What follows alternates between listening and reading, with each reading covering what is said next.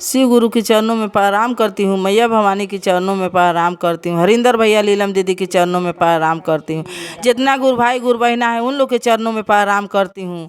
हमारे भक्ति सही चैनल के आप लोग सब्सक्राइब करी जा। हम ऐसे ऐसे नया नया शिव गुरु बाबा के भजन चर्चा गीत लेके हम ऐसे ही आएंगे। ये गुरु भाई गुरु बहना लोग, एक मैं भजन सुनाने जा रही हूँ, उसको आप लोग अच्छा होगा तो आप लोग कृपा करब जा सब्सक्राइब देने के लिए। अब गाई हम गणेश भगवान के हैं।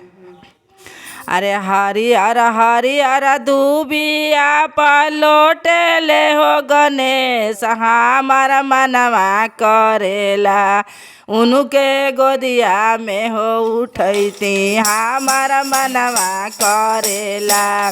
हरियर हरियर दूबिया पलोटे ले हो गणेश, हमार मनवा करेला उनके पियरी हो पैरैती, हमार मनवा करेला।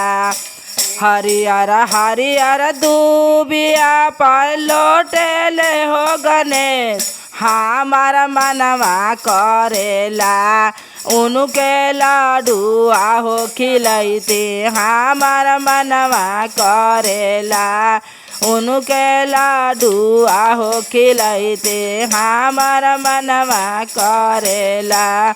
हरियर हरियर दूबिया पर लोटे ले हो गणेश, हमार मनवा करेला उनके गोदिया में हो खेलैती, हमार मनवा करेला उनके बोगावा हो लगैती, हमार मनवा करेला। हर हर महादेव, मैया भवानी की जय, बोले सच्चे दरबार की जय।